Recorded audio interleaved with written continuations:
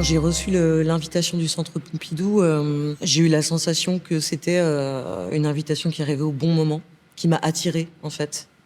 J'ai tendance à beaucoup mûrir des processus de réflexion, être assez prudente, parce qu'ensuite j'y vais à fond. Et là, je me suis tout de suite dit oui. Et puis aussi, la façon dont ça allait me faire retraverser, surtout aussi les dernières années, effectivement, de pratiques un peu plus exilées, solitaires et donc un peu plus secrètes par la force des choses du cinéma.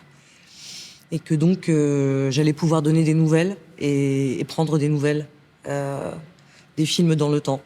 Ce geste de rétrospective, je l'ai pris le plus au sérieux possible. Et donc, pour moi qui suis en pleine réflexion et toujours en amour et en questionnement du langage du cinéma, ça m'invitait aussi à, pour moi, remettre les mains dans cette matière. Soit à travers les idées, la repenser, soit à travers l'augmenter, par le biais de donner des nouvelles perceptions sur les films, des scènes coupées pour Portrait de la jeune fille en feu, par exemple. Et puis aussi même, pas seulement regarder les films, mais aussi les remonter, les retoucher, transmettre et leur transmettre ce qu'ils ont appris d'eux-mêmes dans le monde.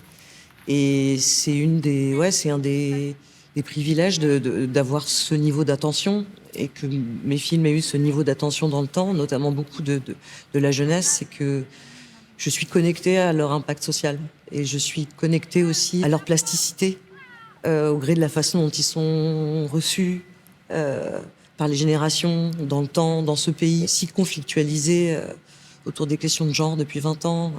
Faut que tu fasses ce que tu veux. Regarde-moi. Tu fais ce que tu veux. Dis-le. Je fais ce que je veux. Redis-le. Je fais ce que je veux. Dans ma filmographie, je considère qu'il y a comme deux moments distincts. Les 3 premiers films qui forment une trilogie qui a l'air centrée autour du coming of age, du film d'adolescent, mais surtout pour moi une trilogie de langage. Et les 2 derniers films, Portrait de la jeune fille en feu et Petite maman, qui ont été beaucoup plus en dissidence, ou plutôt peut-être en épanouissement de ce qui m'intéressait le plus dans ce que j'avais exploré jusqu'ici.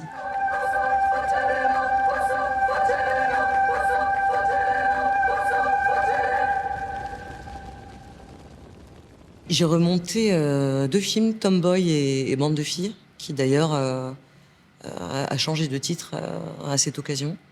Il s'appelle maintenant Girlhood. Mais je l'ai fait pour toi. Arrête. Tu sais très bien pour qui tu l'as fait. Tu l'as fait pour toi. J'ai simplement ôté des choses que j'aimais plus, qui avaient plus de pertinence, qui à l'époque étaient sans doute soumis à des injonctions dont j'avais la sensation que je m'étais libérée ou on s'était libéré. Et puis aussi dans une idée d'expérimentation, et ça c'est seulement le musée pouvait offrir cet espace, d'engager le cinéma dans sa plasticité de langage et de pouvoir constater aussi, expérimenter la facilité qu'il y a à faire ces gestes de modifier, de re-questionner, et la joie aussi qu'il y a à faire ça, et donc à créer des formes de précédents en toute liberté. Parce que moi, j'ai toujours eu la liberté, donc je ne suis pas en train de réparer une forme de censure. Je suis au contraire en train de continuer à réfléchir. On a personal level, I am shy with it. I only seem to be able to feel myself lying down. Or looking at things that are not there yet. In case something's happened by the window. Something happens on a stage.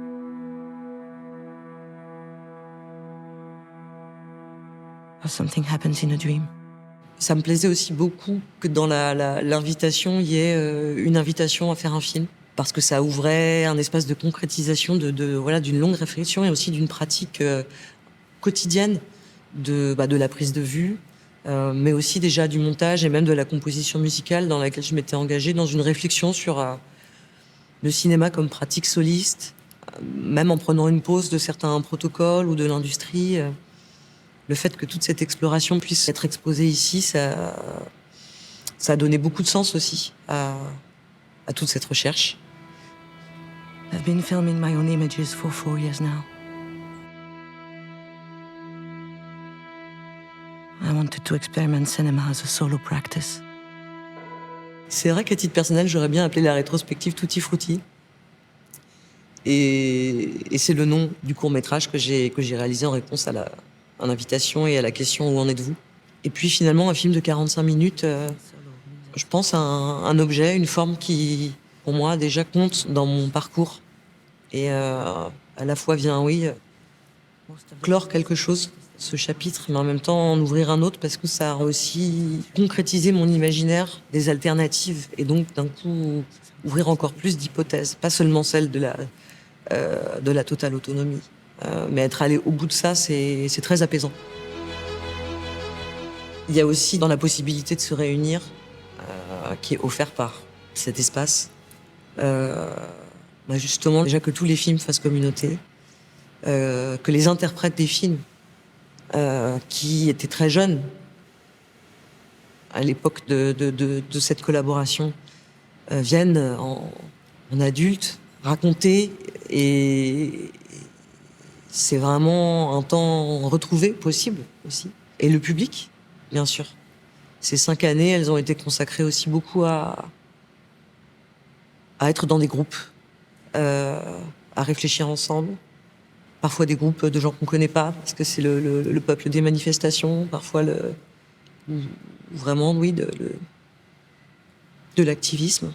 Ça proposait aussi un espace de curation, et j'ai beaucoup de plaisir à faire ça. Globalement, à la fois étudier l'histoire du cinéma dans un mode un peu plus alternatif, qui est rendu accessible aujourd'hui par des données en libre accès comme jamais sur une histoire transféministe du cinéma, ou des archives du cinéma à la fois comme geste contemporain toujours, et puis aussi comme faisant partie de l'histoire de l'art.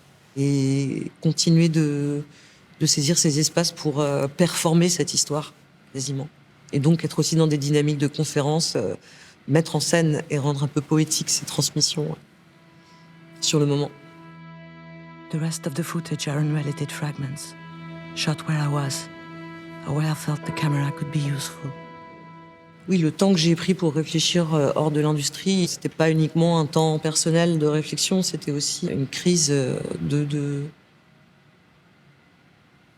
foi dans l'utilité même de la fiction dans un moment comme celui qu'on traverse. Et donc se poser la question des usages de la caméra et comment être utile et où sont les caméras importantes. Et il me semblait entre les mains de tous les opprimés, de toutes celles et ceux qui témoignent des crimes de guerre, avec les caméras à la main. Mais c'est une énergie du doute qui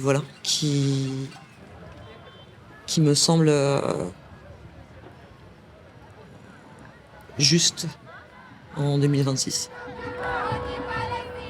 Questionner le langage du cinéma, c'est-à-dire l'attaquer et le défendre, c'est quelque part questionner sa poétique, c'est-à-dire sa puissance d'invention, sa puissance de synthèse, le type de montage, le type de choses qu'il peut rendre visibles et qu'il serait invisible sans lui. Et donc c'est une convocation qui a beaucoup de raisons d'en être là, qui est très jeune. Et qui est complètement sous la coupe du capitalisme et d'un modèle industriel depuis quasiment ses tout débuts. Et donc, qui peine à avoir une avant-garde. C'est une action de s'engager sur ce chemin, et c'est une action collective, y compris parce que une des raisons qui fait que le cinéma est si engoncé dans une tradition et si embourgeoisé, en fait, c'est aussi qu'il relevait d'un privilège technologique, quoi. Et que ça fait pas longtemps qu'on a les archives d'un peu tout le monde, et que l'autodocumentation, ça fait 15 ans que la jeunesse est équipée d'une caméra et d'un logiciel de montage, et donc c'est d'un coup, c'est imaginer si à la Renaissance on avait donné des boîtes d'aquarelle à tous les enfants du monde, à tous les humains. Imaginez l'expression artistique, imaginez comme ça. Bon, on en est là, quoi. C'est pas sur justement une une posture, la posture d'un isolement poétique, d'une réflexion. Non, c'est aussi un élan. Et peut-être que le faire de façon autonome, c'est finalement croire encore plus fort que tout à chacun peut le faire. Et j'espère que c'est ça qu'on va vivre. Voilà. And I have changed.